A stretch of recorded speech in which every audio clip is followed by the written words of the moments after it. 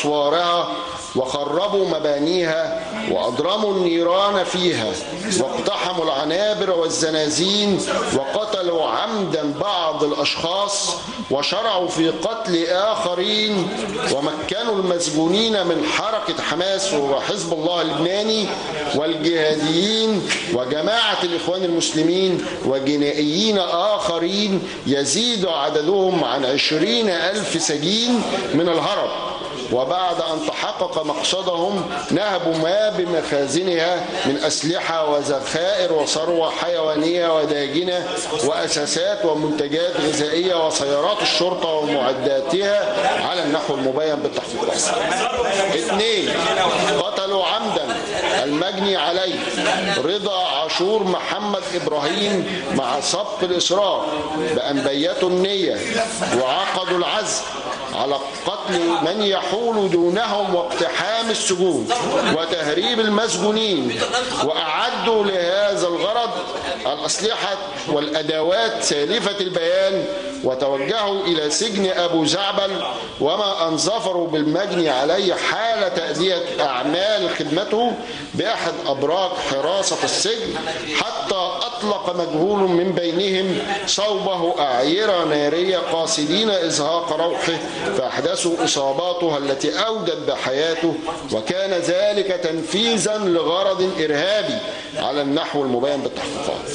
وقد اقترنت بجناية القتل آنفة البيان وتقدمتها وتلتها الجنايات التالية، ذلك أنهم في ذات الزمان والمكان سالفي الذكر.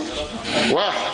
قتلوا عمدا الجندي أحمد صابر أحمد عاشور من قوة تأمين سجن أبو زعبل، والمحكوم عليه شريف عبد الحليم محمد النجار المسجون بسجن المرج، وعدد 30 مسجونا بسجن أبو زعبل مجهول الهوية لدفنهم بمعرفة الأهالي لعدم التوصل للأوراق والسجلات المثبت فيها بياناتهم، و14 مسجونا بمنطقة سجون وادي النطرون الموضح أسماءهم بالتحقيقات مع سبق الأسرار بأن بيتوا النية وعقدوا العزم على قتل من يحول دون تنفيذ مخططهم الإجرامي في شأن اقتحام السجون وتهريب العناصر التابعة لهم من المسجونين، وأعدوا لهذا الغرض السيارات ذات الدفع الرباعي المدججة بالأسلحة الثقيلة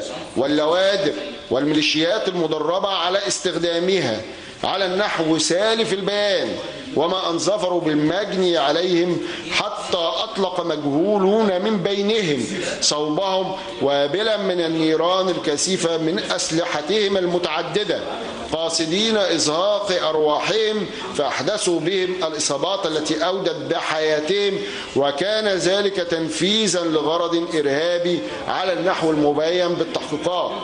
ب.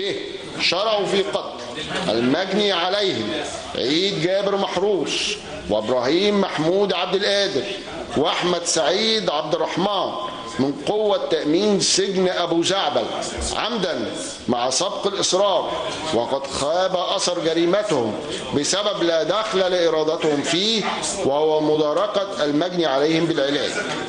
ج. وضعوا عمدا نارا في بعض المباني الملحقة بالسجون سالفة البيان المعدة لإقامة المسجونين على النحو المبين بالتحقيقات. د.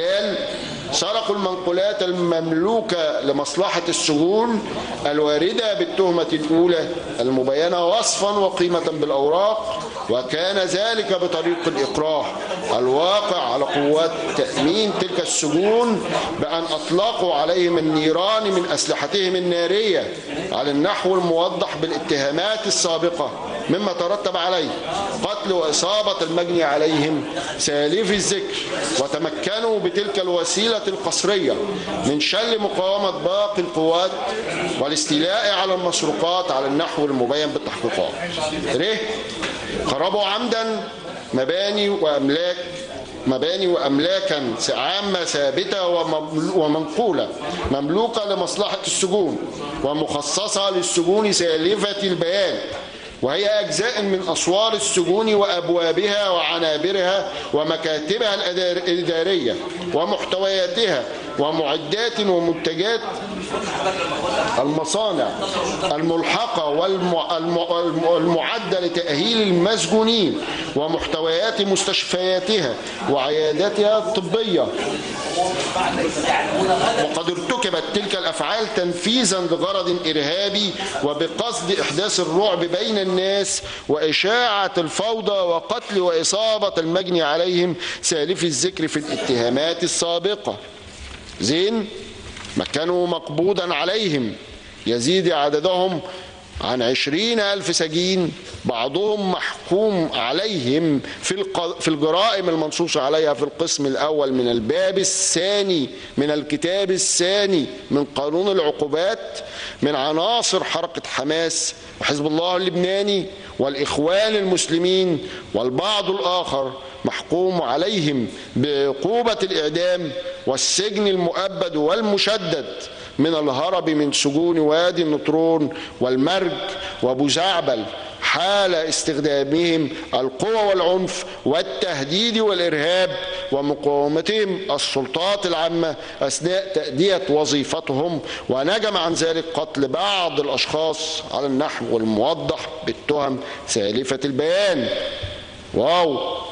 تعدوا على بعض القائمين على تنفيذ أحكام القسم الأول من الباب الثاني من الكتاب الثاني من قانون العقوبات، وكان ذلك بسبب تأدية أعمالهم بأن اعترضوا طريق 3 من ضباط الشرطة وأحد الأمناء، وهم محمد مصطفى الجهري، شريف المعداوي العشري، محمد حسين سعد، وليد سعد الدين، المكلفين بتعزيز الخدمات الأمنية لتأمين حدود البلاد من تسلل العناصر الإرهابية، وقاموا بخطفهم واقتادوهم عنوة إلى قطاع غزة واحتجزوهم بأحد الأماكن التابعة لحركة حماس حال كونهم حاملين لأسلحة نارية على النحو المبين بالتحقيقات.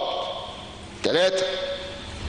حازوا وأحرزوا بالذات وبالواسطة أسلحة نارية RPG ومدافع رشاشة وبنادق آلية مما لا يجوز الترخيص في حيازتها أو إحرازها، وكان ذلك بأحد أماكن التجمعات وبقصد استعمالها في الإخلال بالأمن والنظام العام والمساس بنظام الحكم على النحو المبين بالتحقيقات.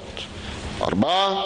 حازوا وأحرزوا بالذات وبالواسطة ذخائر مما تستعمل في الأسلحة محل التهمة السابقة، وكان ذلك بأماكن التجمعات وبقصد استعمالها في الإخلال بالأمن والنظام العام على النحو المبين بالتحقيقات.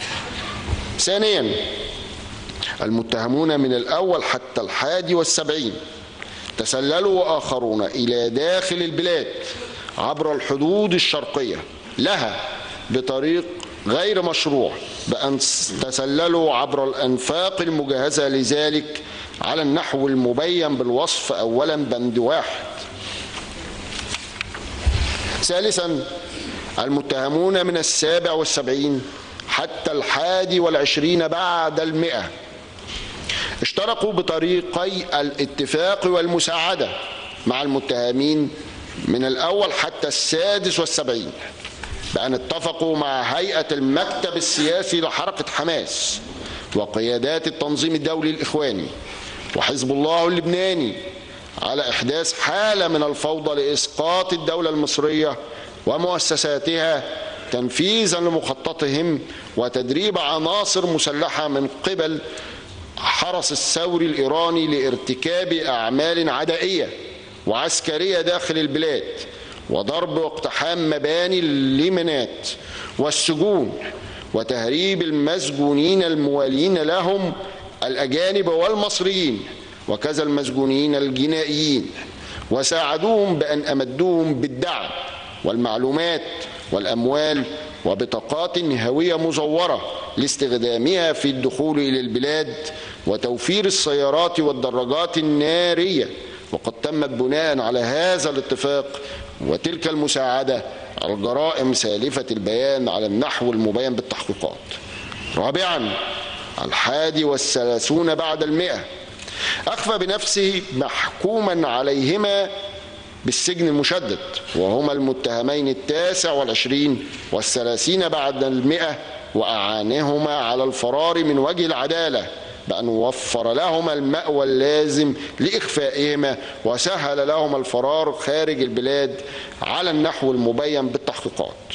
خامسا المتهم من 81 حتى 13 بعد 100 ومن 20 بعد 100 حتى 30 بعد 100 حال كون بعضهم محكوما عليه والبعض الآخر مقبوضا عليه هربوا من سجون مرج وأبو زعبل ووادي نطرون، وكان ذلك مصحوبا بالقوة وبجرائم أخرى الموضحة وصفا بالبند أولا على النحو الوارد بالتحقيقات.